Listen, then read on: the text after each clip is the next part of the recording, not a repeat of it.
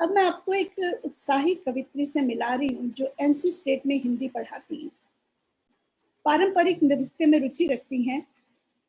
देखते हैं आज भी क्या सुनाती हैं। नीलाक्षी पुक्कर। नमस्ते, आप सबको होली की हार्दिक शुभकामनाएं। समय को देखते हुए मैं सीधा अपनी कविता की तरफ जाती हूँ, जिसको मैंने लिखा था थोड़े ही महीने पहले, जिसका शीर्षक है मेरा गांव।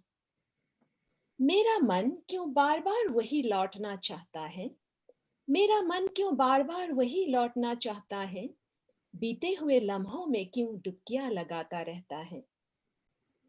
हर वक्त आंखों के सामने वही नजारे क्यों आते रहते हैं, हर वक्त आंखों के सामने वही नजारे क्यों आते रहते हैं। जिंदगी को फिर से शुरू करने की ख्वाहिश क्यों जागता रहता है, मेरा मन क्यों बार बार वही लौटना चाहता है। वो पहाड़, जैसा कि आपको पता होगा मैं आसाम से हूँ, तो यहाँ पे आसाम के प्राकृतिक सौंदर्य का जिक्र करते हुए मैंने लिखा था। वो पहाड़, वो पर्वत, वो घने घने जंगल, वो लहलहाते खेत, वो चाय के बगीचे अब भी वैसे के वैसे ही हैं। बस मेरा मन कुछ खोजता रहता है, वापस लौटना चाहता है, क्योंकि क्योंकि मुझे अपना गांव बहुत याद आता है। वो बारिश की बूंदें, वो नीला आसमां, वो तारों भरी रातें मुझे बुलाती रही है हमेशा से। उन नदियों, झीलों और झरनों के संग क्यों बह जाने को जी करता रहता है। वो चांदनी की चमक, वो अंधेरी रातों की गहराई क्यों इतना आकर्षित करती रहती है मुझे। क्यों वो बचपन की हंसी अब भी गूंजती रहती है कानों में। उगते सूरज की वो लाल रोशनियां देखना। आपको पता होगा आसाम और मेघालय में बहुत ही ज्यादा बारिश होती है, तो यहाँ पे, और ब्रह्मपुत्र नदी के बारे में भी आप सबको पता ही होगा, सबसे बड़ी नदी, सबसे और एकमात्र पुल्लिंग नदी। यहाँ पे उसका जिक्र किया है मैंने।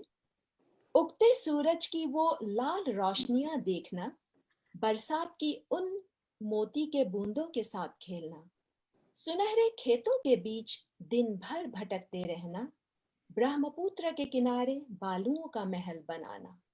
सारी स्मृतियां अभी भी कितनी ताजी हैं। ख्वाबों की पंखुड़ियां पहने स्मृतियों के गांव में उड़ जाने को जी चाहता रहता है।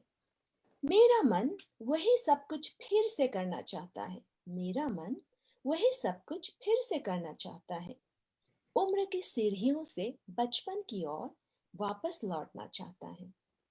उम्र की सीढ़ियों से बचपन की ओर वापस लौटना चाहता है, क्योंकि क्योंकि मुझे अपना गांव बहुत याद आता है।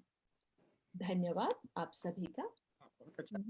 मीनाक्षी जी, बल्कि आपकी कविता को सुन के दिल चाह रहा है कि मेरा भी मन चाहता है कि मैं असम का वो इलाका देखूं।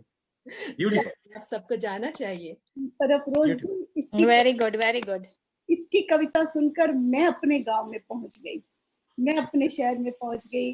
कई बार ऐसे होता है कि जब कवि अपने मन के भाव कहते हैं पर दूसरे सुनने वाले उनके साथ साथ वहीं पहुंच जाते हैं। तो मैं, आप असम जाना चाहते हैं, असम मैं बाद में जाऊंगी, पहले अपने गांव जाऊंगी। ये कविता सुन के मुझे ऐसे लगा कि मैं वहां पहुंच गई हूँ, फिर असम भी जाएंगे। बहुत बहुत धन्यवाद।